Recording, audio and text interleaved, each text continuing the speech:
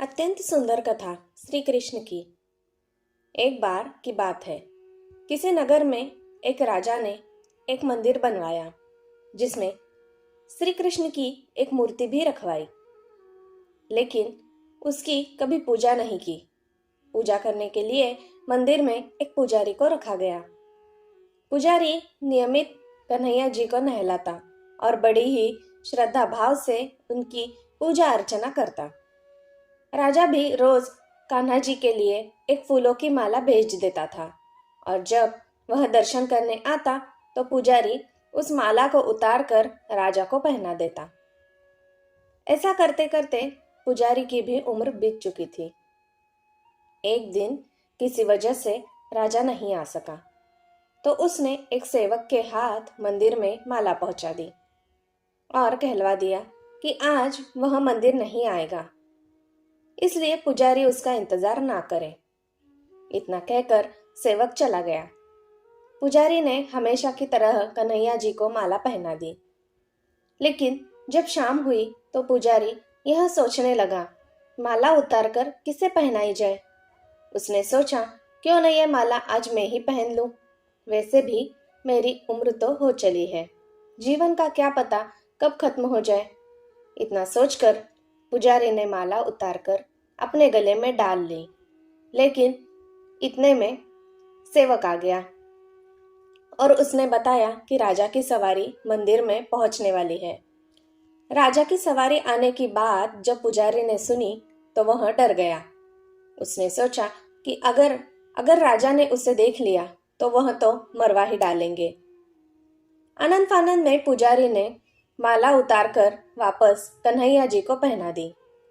जैसे ही राजा अंदर आया तो हमेशा की ही तरह पुजारी ने माला कान्हा जी के गले से उतारकर राजा को पहना दी, लेकिन माला पर लगा सफेद बाल देखकर राजा समझ गए कि पुजारी ने यह माला स्वयं ही पहनी थी। बस फिर क्या था, राजा क्रोधित हो उठे और उन्होंने गुस्से में पुजारी से पूछा कि माला पर सफेद बाल कहाँ से आया। तब राजा की बात सुनकर पुजारी डर गया और बोल पड़ा, ये तो कन्हैया जी का है। बस अब तो राजा और भी क्रोधित हो गए, क्योंकि कान्हा तो भगवान है और उनके बाल सफेद कैसे हो सकते हैं।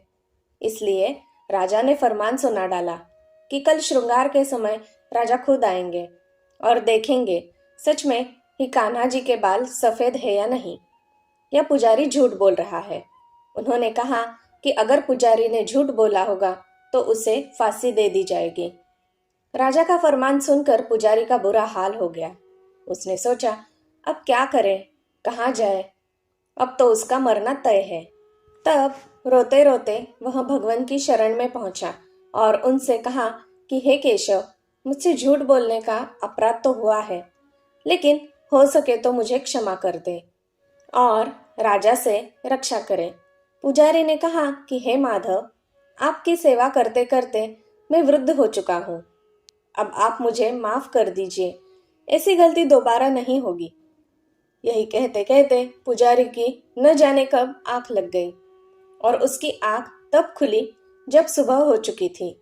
उधर सुबह होते ही राजा भी आ गया और कहने लगा, आज कान्हा जी का श्रृंगार वह खुद करेगा।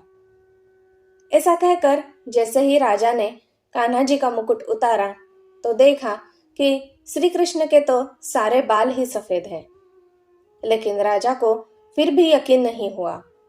उसे लगा कि फांसी के डर से पुजारी ने ही बालों को रंग दिया होगा। राजा ने सोचा कि क्यों न कन्हैया जी का एक बाल तोड़कर देखा जाए। इसके बाद राजा ने कान्हा जी का एक बाल तोड़ लिया, लेकिन जैसे ही बाल टूटा कन्हैया के सिर से खून की धारा बहने लगी। यह देखकर राजा भगवान के चरणों में गिरकर माफी मांगने लगा। तभी श्री कृष्ण की मूर्ति से आवाज आई, हे राजन, तुमने मुझे केवल मूर्ति मात्र ही समझा, इसलिए आज से मैं तुम्हारे लिए केवल मूर्ति मात्र ही रहूंगा। लेकिन पुजारी ने सच्चे मन और पूरी श्रद्धा से मेरी भक्ति की है, इसलिए उसकी अनन्य भक्ति को देखकर मुझे अपने बाल सफ़ेद करने पड़े।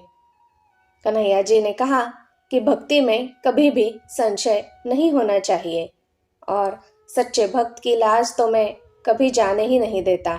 जय श्री कृष्ण। धन्यवाद। दोस्तों, मेरी सुनाई कहानियाँ अगर आपको अच्छी लगती हो तो मैं आपसे अनुरोध करती हूँ कि कृपया मेरे इस चैनल को एक लाइक, शेयर और सब्सक्राइब ज़रूर कीजिएगा। और अगर कहानी पसंद आई हो तो मुझे कमेंट कर ज़रूर बताइएगा। धन्यवाद।